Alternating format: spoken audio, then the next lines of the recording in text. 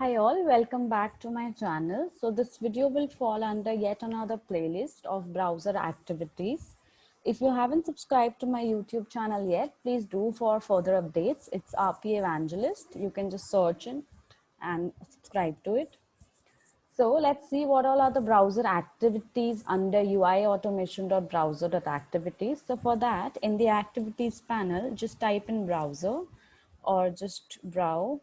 Few keywords would work. So just type in browser. So these all are the activities which are present under UI automation.browser.activities, and one by one we're going to see the usage of each of them. So let's get started. So first we'll drag in an open browser activity and see how to use it and what is the use of it. So insert URL here, text must be quoted. That is, in the double quotes, you will be passing in the URL which you want to open. So I'll be opening Google. So I'll be typing www.google.com. Coming to the properties, you'll have to select in the browser type that whether it's Internet Explorer or it's Firefox or it's Chrome. I'll be selecting Chrome. So URL you've already given. Then hidden, if you want to open a hidden browser, you can just click on this checkbox and a hidden browser would be opened. If you want to open a new session, you can click on this one. So I'll be opening a new session. And private, if you want to open your URL in incognito mode in the browser, then you can click on private. And this UI browser is the output activity. That is the browser variable, a type, data type of type browser, which would indicate your scope of where your browser or your URL has been opened. So before opening the browser, if you want to make sure that only one instance of the browser is open, you can, before using open browser, you can drag in a kill process activity, so that if there is any instance of browser already open, that gets killed. So just to demonstrate, I'll open a session of the browser, and in the process name, you'll just have to pass in the browser name, that is Chrome. If you want to kill multiple browser or multiple applications at the same time, you can use a custom activity published by me on UiPath Connect by the name of kill multiple process. In that, by passing in all the applications, by just separating it with comma like this, you can kill all of the applications. But as for now, we'll be killing Chrome. So first it will kill Chrome, this instance. So I'll just open something else so that we get to know if it has killed or not. So, okay. So we have opened UiPath. It will kill this instance. It will open another instance with www.google.com. So I'll click on run, and let's see. This instance would be killed and another instance would be opened. So there you go. So it has, now we have only one instance opened, that is Google. The other one which we had just searched UiPath, that has been killed. Okay. So moving further, we can even do this thing that we have an activity by the name of navigate to. So we can even use this navigate to also. Sometimes passing in the URL inside open browser throws error. It is in some cases. So to avoid that, because I have faced that errors in some of the projects, so that's why I'm telling you. So you can open the browser, and to tackle that same situation, what you can do is you can open it with blank this thing URL. So whatever your default page would be set, the browser would get opened with that default page, and you can create a browser type variable. So you'll click on Control K, you will write window browser. So that is browser window. Click on enter, your variable would be created. To check that, we can go to the, so yeah. So this is Wind browser and the variable type is browser. So in this attached browser, you can give your this thing.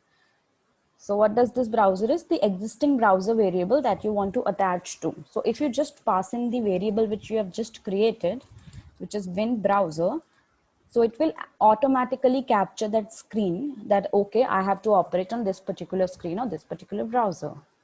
So browser type, even if you do not select, will work because it has taken the variable, so it knows that which browser it has to get attached to. And inside this, you can pass the navigate to.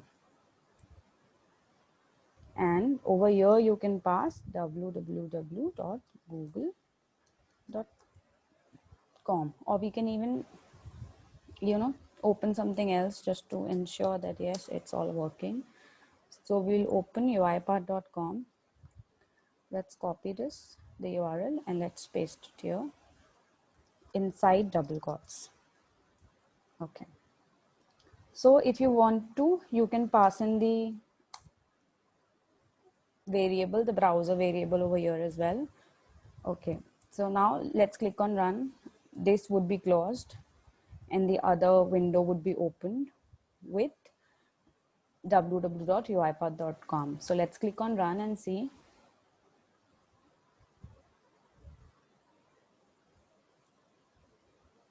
So the previous instance has been closed and this new instance has been opened with www.uipath.com. So first it opened with the default screen, that is the google.com, because that is the default page on my Chrome. But then it navigated to www.uipath.com. So this way you can use the navigate tool.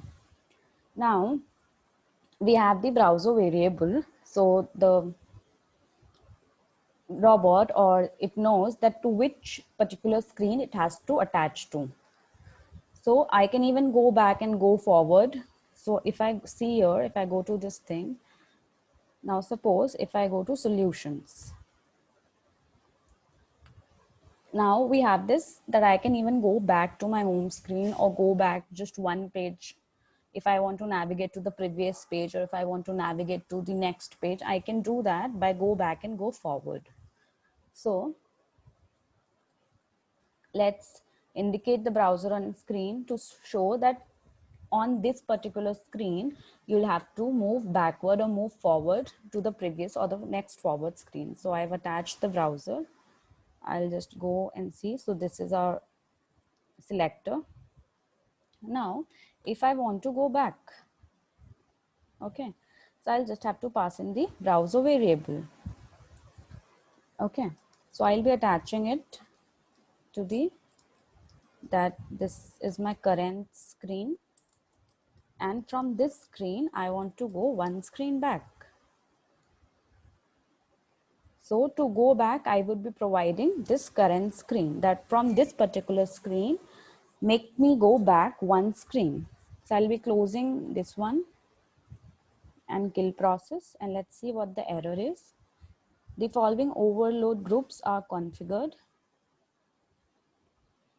Find browser, use browser, only one overload group should have its argument configured. So that is that we'll have to remove this. Only one of it can be configured.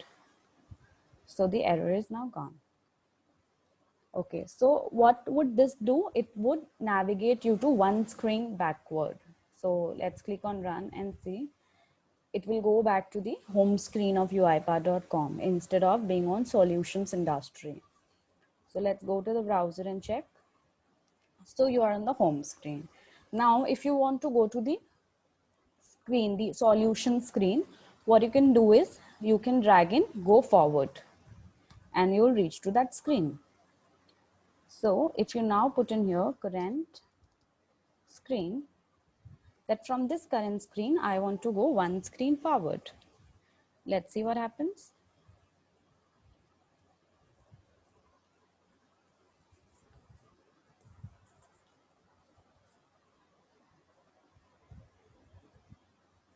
Okay, so let's now open the browser and see. Okay, it's still running. You can open the output panel and see it's still running.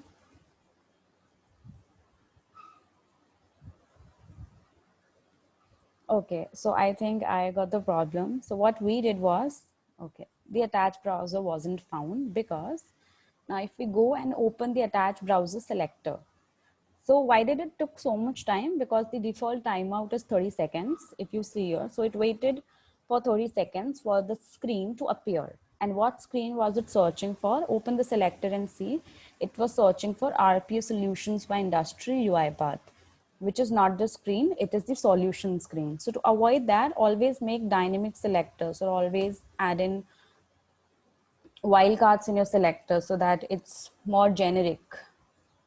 So now this would be validated. Now it's a generic selector. Doesn't matter on which screen you are. If it has UiPath in it, it would be, validated. And to make it more generic, you can even add an asterisk, that is the wildcard, at the end also. So now if you run it, so it would be able to navigate or find the screen and would go forward. Now let's click on run. You can change the default timeout. So we are on solutions industry, it went forward. So this default timeout can be changed according to you. If you do not want the bot to wait for 30 seconds, you can make it 5,000, which is 5 seconds, or 10,000, which is 10 seconds. It is in milliseconds. So accordingly, you can configure the values. And if you click on this continue on error property true. So this means that even if there is any error, the exception wouldn't be thrown. Specifies to continue executing the remaining activities even if the current activity failed. So if you click on this and your attached browser selector is not getting validated, it would still not throw any error.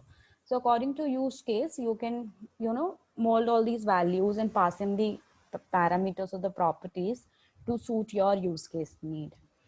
So in this video, we saw the open browser, that how can we pass in the browser, the URL, how can we open it in hidden browser or in incognito mode, how does the attached browser works, how does the go forward and go backward come works, and what is the use of this browser variable, how can we use it. So that's all for the part of this video. All the other activities would be covered in the next video. Till then, stay tuned and don't forget to like, share and subscribe. Happy learning.